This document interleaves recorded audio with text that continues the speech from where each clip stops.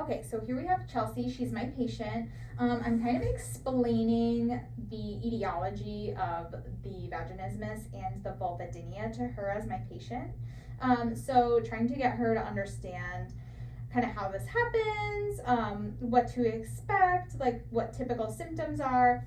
And then we're going to go over kind of the relationship between some of the emotional like issues that might be associated with this or some related diagnoses and how we can give her some resources for that.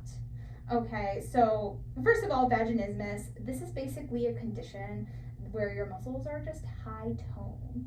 So this is what's gonna prevent that insertion piece. So a lot of women tend to find this out when they're going through puberty and they try to insert something for the first time, which is often a tampon, which is like what happened with you.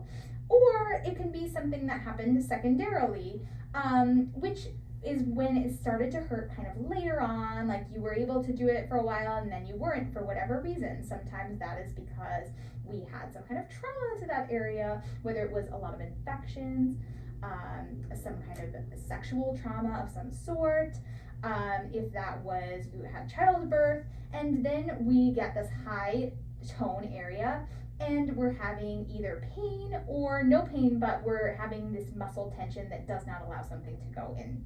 So some people are not able to touch the skin.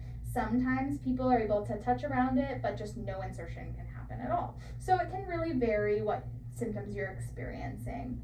But in terms of treatment, kind of what we're doing is trying to educate you about what your anatomy looks like. That's a really important piece. So we're going to take a look at what structures are there so you're familiar with kind of where it hurts, if it hurts, what you can tolerate, what you can't tolerate, getting familiar with that.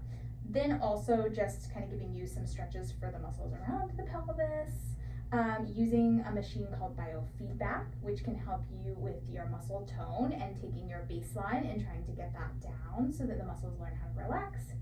And also looking at your anatomy and getting familiar with what you have for your own personal anatomy, what you look like, and training using a mirror is often really helpful to patients. And sometimes patients find that scary at first. But what we do is we give you a mirror, we teach you about kind of what you're gonna look for and what you're gonna identify on yourself.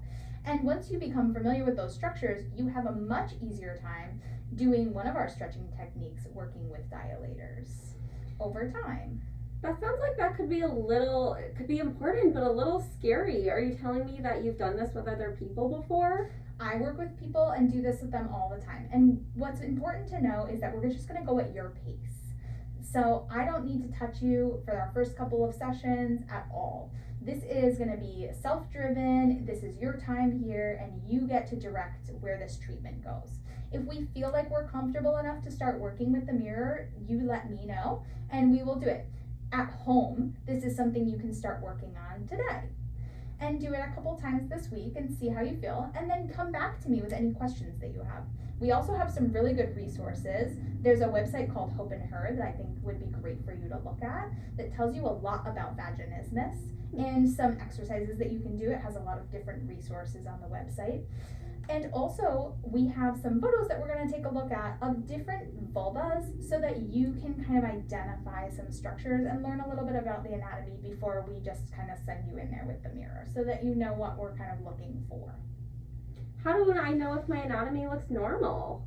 There are lots of different variations in vulvas, and all of them are normal. Really? And they can look so different. So I think it's very important that we show you a lot of different pictures so that you can kind of see that like a lot of structures have a lot of variation, and you should not be concerned about yours as long as you know nothing is feeling like it's an infection of any sort.